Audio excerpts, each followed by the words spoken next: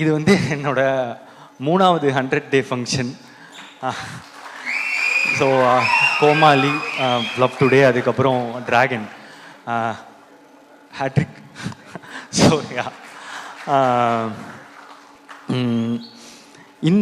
இந்த படம் டிராகன் வந்து ரொம்ப இம்பார்ட்டண்ட் இந்த படத்தோட வெற்றி. ஏன் அப்படின்னா, இப்போ கோமாளி ஹிட் ஆகும்போது வந்து ஒரு படம் ஹிட் ஆகிடுச்சு. எப்பவுமே அந்த 2வது படம்ன்றது ரொம்ப இம்பார்ட்டண்ட்டு டேரக்டராக. இல்லைன்னா ஃபஸ்ட்டு படம் லக்கு மாதிரி ஆகிடும், ஏதோ ஒரு படம் ஓடிடுச்சு அப்படின்ற மாதிரி ஆகிடும்.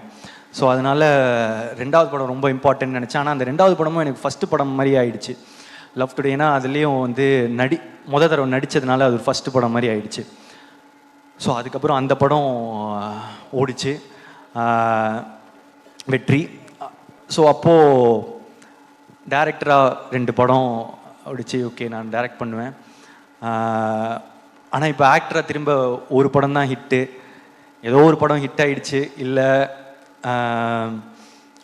ஒன் டைம் ஒன்றோ அந்த மாதிரி லக் ஆகிடக்கூடாது அப்படின்றதுக்காக வந்து இப்போ 2வது படம் திருப்பி ஆக்டராக ரொம்ப இம்பார்ட்டண்ட்டு.